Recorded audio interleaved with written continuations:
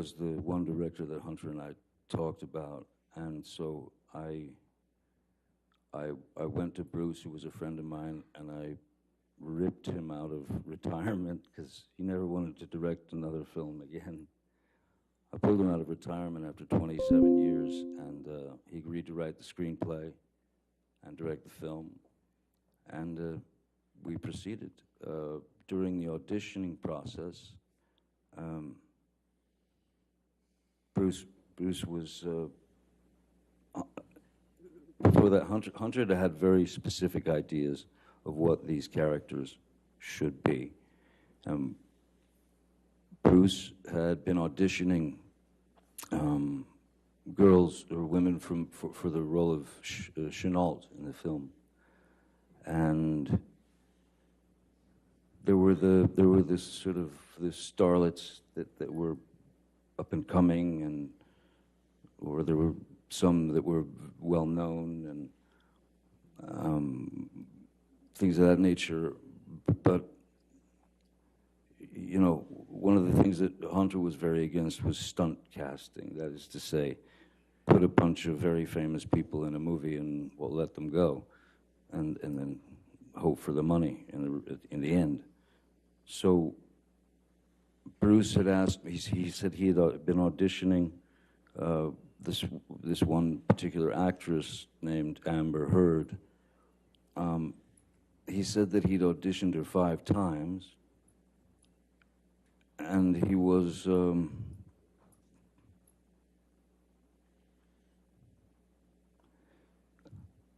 he wasn't sure about her capabilities as an actress with regard to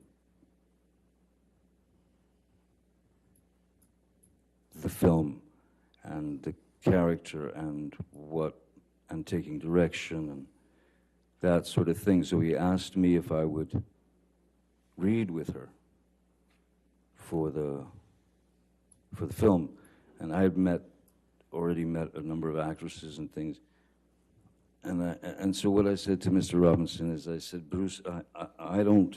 If you've auditioned her 5 times, you've seen the best and the worst, I suppose. So me putting her, this girl in an uncomfortable situation, you know, saying, hey, all right, let's read this, I think it's a far better idea that we just meet so that I can see how she behaves, see how she reacts, because that's really all it is, reaction.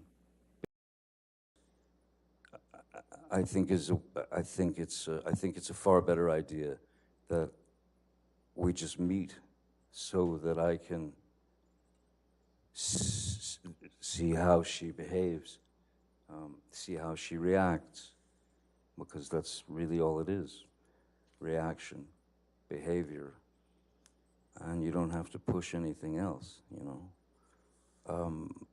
So they made an appointment. She came to my office. I took one look at her and I thought, yeah, that's the Chenault that Hunter wants.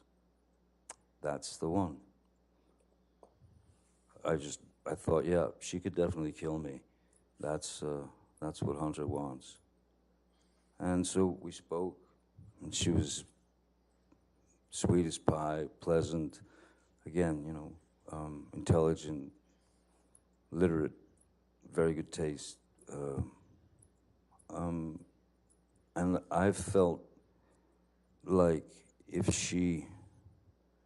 what I felt and what I told Bruce was, look, when you put someone in a situation that they're obviously going to feel under pressure, it's not the best way to really know what they're capable of.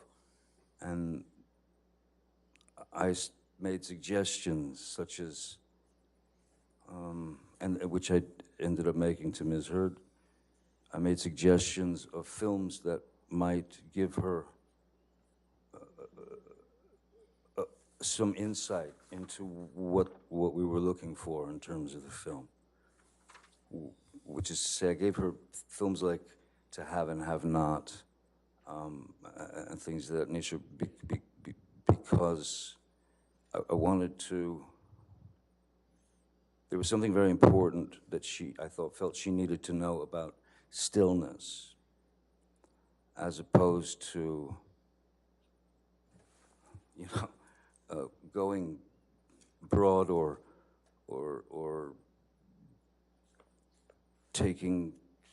acting a little too much. So I felt like I could be a bit of a traffic cop in that sense, so that, because if we could connect,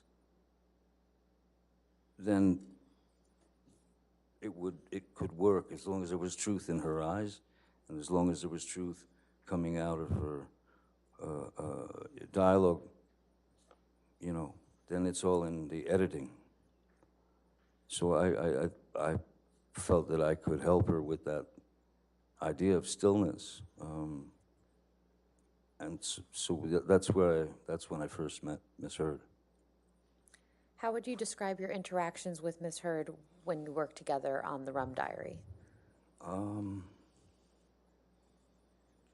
Initially, mostly very few interactions. Why people are choosing this $99 drone over established drone brands. There's a tiny US drone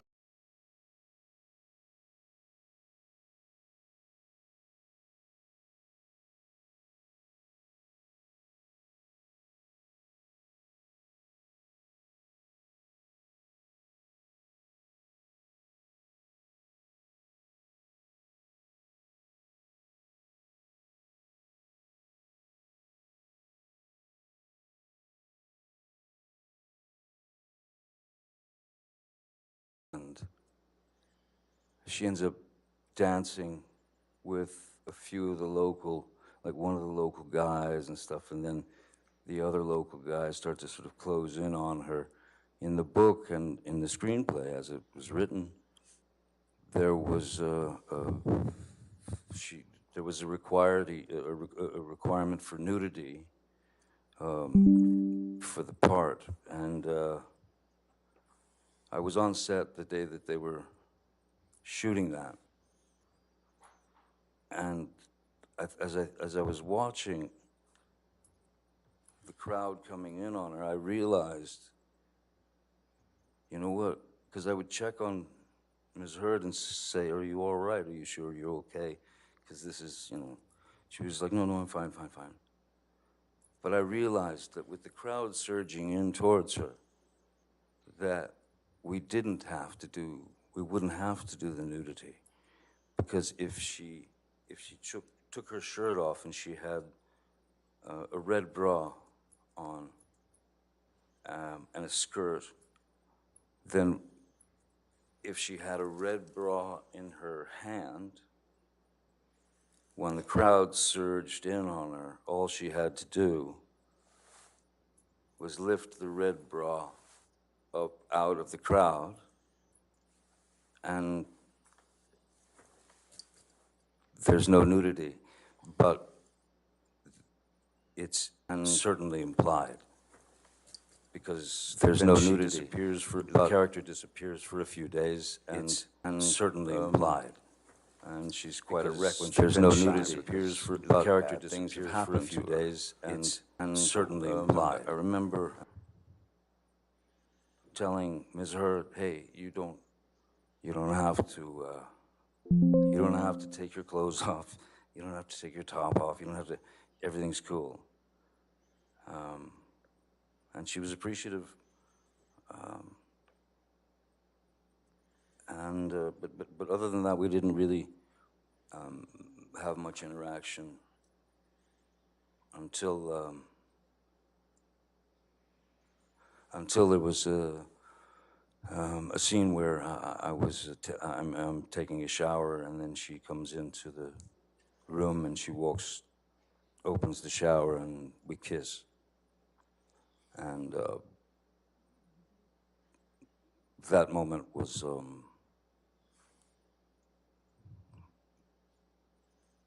it was,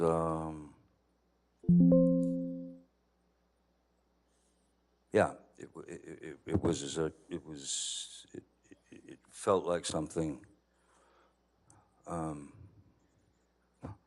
it felt like something that I shouldn't be feeling, because she had her wife, and even though it was a scene, and she had her wife, and I had Vanessa and kiddies, and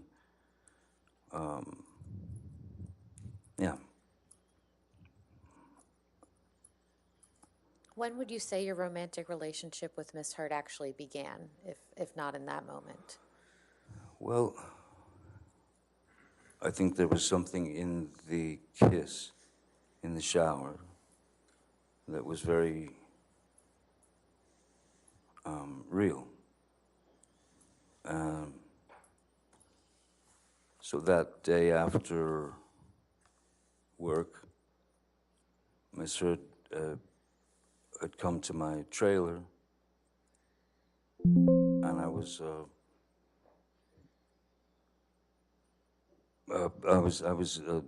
just sitting there listening to actually old blues stuff, and we had a glass of wine, and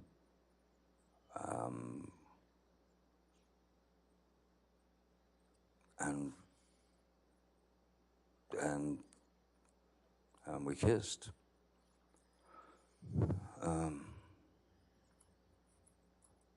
And at that point, my trailer was the only trailer in the parking lot.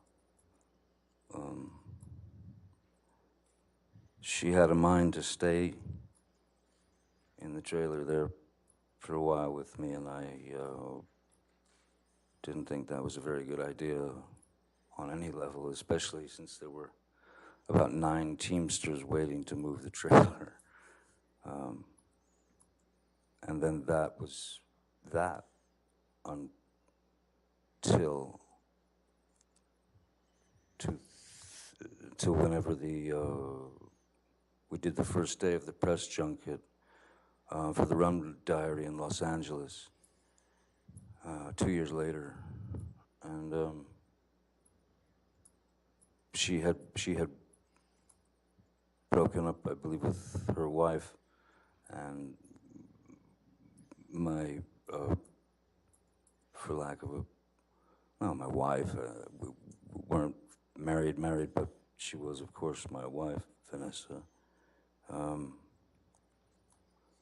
We had some not so great situations, you know. She was stuck in America. She wanted to go back to France. She wanted to have her life back. She's a well-known singer there.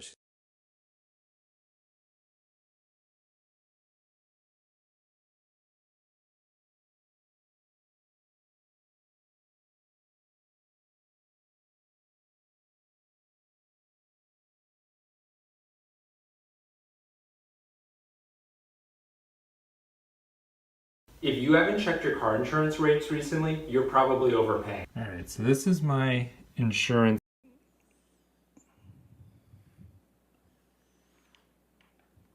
I don't remember. I remember that there was a white dress.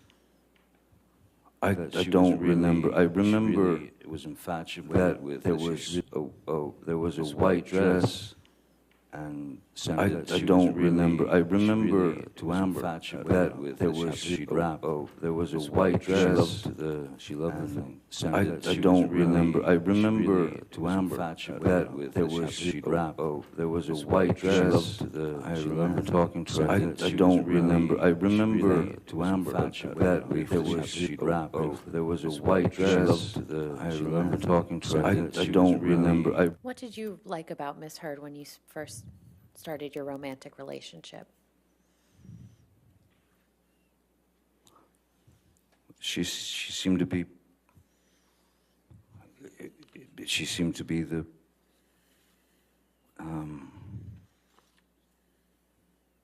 she seemed to be the perfect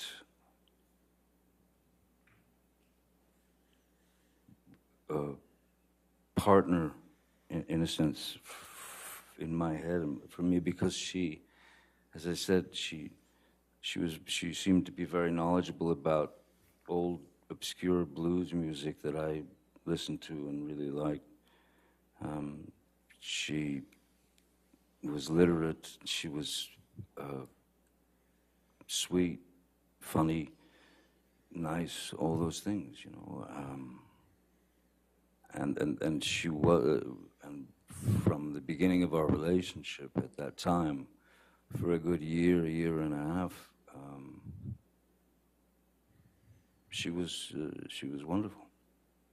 And then things just started to change, or things started to reveal themselves. That's, I think, is a better way to put it. You mentioned earlier in your testimony that Miss Heard would take off your boots when you would get home from work. What other types of behaviors did you observe in Miss Heard early in the relationship?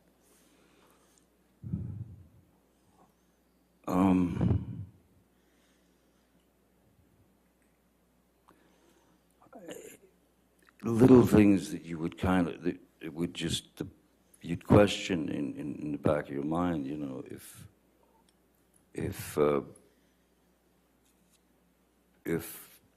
she wanted to go to bed, I'd say, oh, well, I can't sleep, you know, right now. And rather than go and just lay in a bed and stare at the ceiling, I would say, you know, I'll be out here watching TV or hanging out. And that was just not acceptable. Just not acceptable. It would stir up some rather unusual reactions from her. I didn't understand why I, as a 50-something year old man, was not allowed to go to sleep when I wanted to, as opposed to when she wanted to.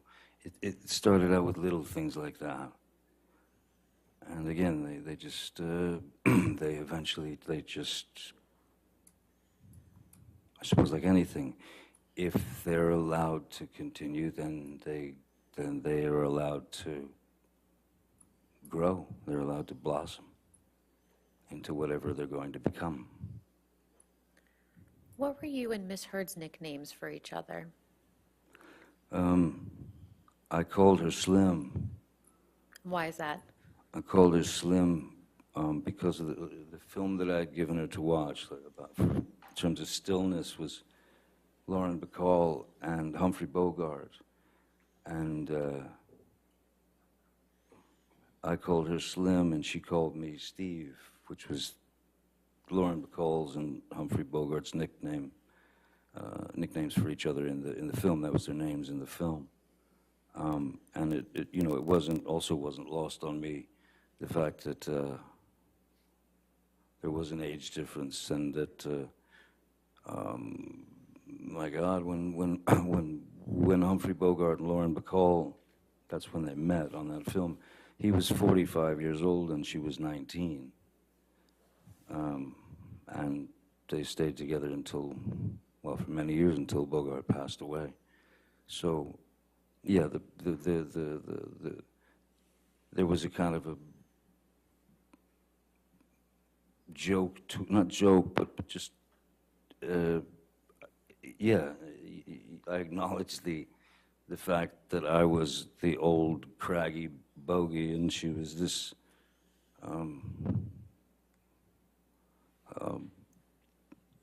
beautiful